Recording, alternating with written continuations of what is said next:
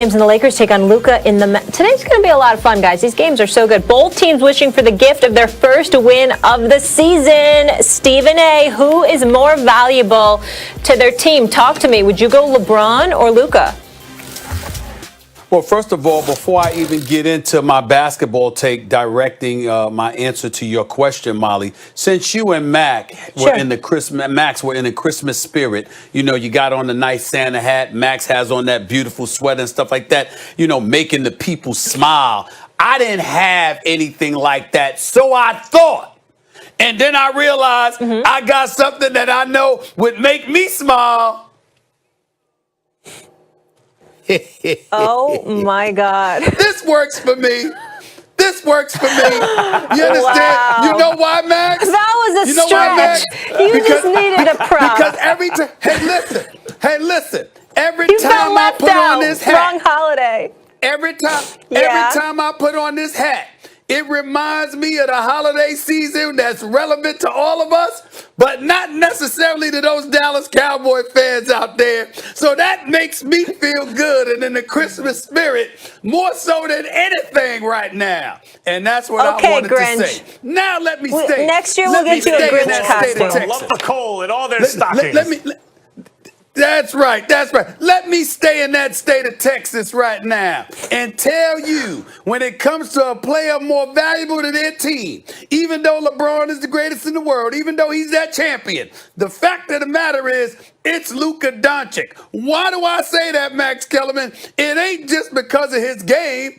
It's because he's in Dallas as opposed to L.A. He don't have Anthony Davis. He ain't in the second largest state in the United States of America, second largest market. I'm sorry. He ain't wearing the purple and gold. He doesn't have 17 championships as a backdrop. Okay, he don't have all of that. He's playing for the Dallas Mavericks. And who are the Dallas Mavericks without Luka Doncic? You got an injured Porzingis. You got Dorian Finney-Smith. You got Tim Hardaway. Okay, you got Josh Richardson there now. No disrespect to them, because we know that they can play and they're going to be in the playoffs. Very formidable guys, good dudes. And I love me that Tim Hardaway Jr. because I love his daddy. But let me tell you something right now. The bottom line is, without Luka, we ain't paying attention to anything about the Dallas Mavericks but Mark Cuban, and he's on Shark Tank. So the bottom line is, Luka is more valuable because he's the one that single-handedly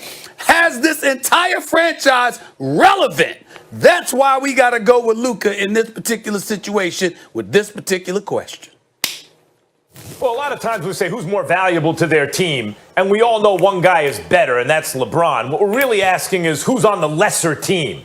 But I think it's more than that. When you say who's more valuable to their team, Luka or LeBron, I think LeBron is more valuable to his team. And I'll tell you why, Stephen A. You're right that if you take Luka away from the Mavs, like, he gets them closer to a title, right? Or to the playoffs, or to winning a playoff series by himself, maybe, you could argue, because there's less around him. Although when Porzingis gets back, that'll change too. But I think there's something bigger than that. The question is, who gets you to the championship, to the promised land? If you put Luka on the Lakers and took LeBron off, I don't know that we'd all be saying, yes, the Lakers are definitely going to win the championship. But if you put LeBron on the Mavs and gave him Porzingis, maybe they would be title favorites. You know, this comes down to the LeBron. It happens in the LeBron-Jordan debate, too. I think LeBron by himself gets a team closer to a title than Jordan by himself. But if you give Jordan something and you give LeBron something, yeah, right. But if you give them both stuff, Jordan will take you there every single time, right? That's who LeBron is in this NBA. He's the Jordan of this NBA. Whenever LeBron has a reasonable chance to win the title, he either does or gets very close. You know, like he goes 6 games with Dellavedova as his second best player. He beats the 73-win Warriors team. If you add KD to the Warriors, nothing he can do or anyone can do. But LeBron gives you that premium over everyone else, including the Lakers, that Luka just doesn't give you. LeBron goes to the Mavs, you think maybe they could win it this year. Luka goes to the Lakers, suddenly you're like, ooh, a lot of teams in the West can compete. That premium, not just being great, not just doing more with less, But when you have something, turning it into championships makes LeBron the most valuable to his team. Well, I definitely hear where you're coming from, and I'm glad that you came to the party, albeit a bit too late, when you're recognizing LeBron as the best in the world and his extreme value. But let's take into consideration the specificity of the question that we're addressing here, Max Kellerman. The fact of the matter is, when we talk about Luka, we ain't just talking about basketball. When we talk about LeBron and Luka, we ain't just talking about basketball. Luka's an international icon right now. Luka ain't from the United States of America. He is an international icon, which is why Mark Cuban just brought up his cachet with social media. Because the bottom line is, when you look at the Dallas Mavericks, this guy has got them on the map. You realize how much money Luka is making for the Dallas Mavs franchise? Listen, I don't care whether it's Lithuania, Serbia, Morocco. I don't give a damn where it's from. Everybody across the world knows something or two about the Mavs jersey right now and the Mavs franchise. All because of Luka. So let's take that into consideration, along with him being 21 years of age, along with him being white. Let's bring that up too. The brother's got a lot of cachet, and I'm talking about overall value. I'm looking at him right now, and I'm saying this kid right here is something special, and we can't ignore that.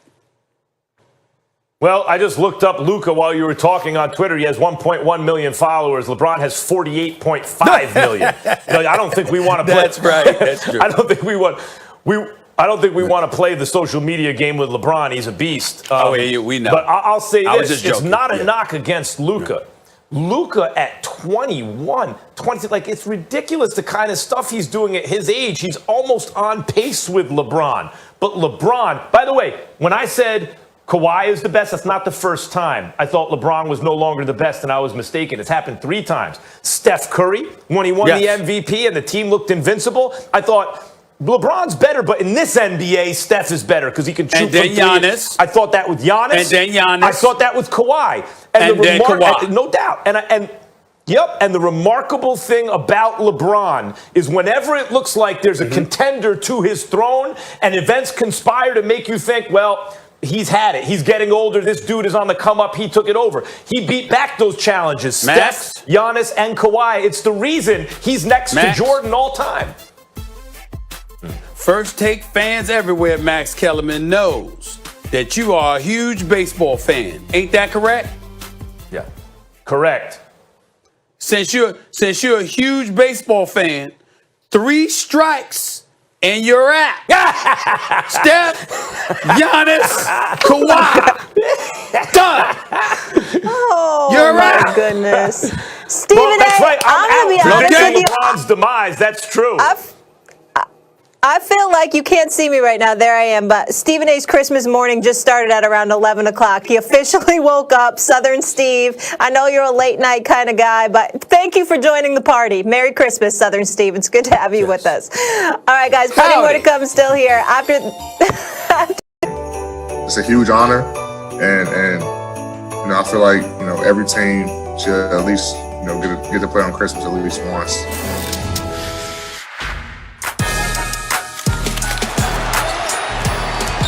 To the basket, inside! Oh, what a finish from Bryant. And Kobe Bryant, 38 points for the Lakers.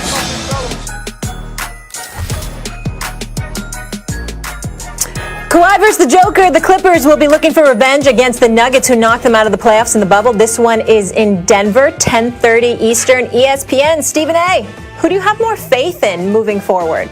Is it the Nuggets or the Clippers? For me, it's the Clippers. And the reason why it's the Clippers is because I think that when you talk about the Clippers going up against the Los Angeles Lakers, again, they're highly motivated. And I think they match up particularly with the acquisition of Serge Ibaka, not to beat the Lakers, but I think all of those intangibles, all of those things on the side, combined with the skill set that they have in play, I definitely think that could give the Lakers a significant run for their money. My issue with the Denver Nuggets, Max, is, believe it or not, the Joker. He is incredibly skilled. We know that he is a special talent. He's an all-star. We know he's big time. We get it. Except for when he's going up against Anthony Davis. I think that when he has to answer to Anthony Davis, I think it's a problem for him.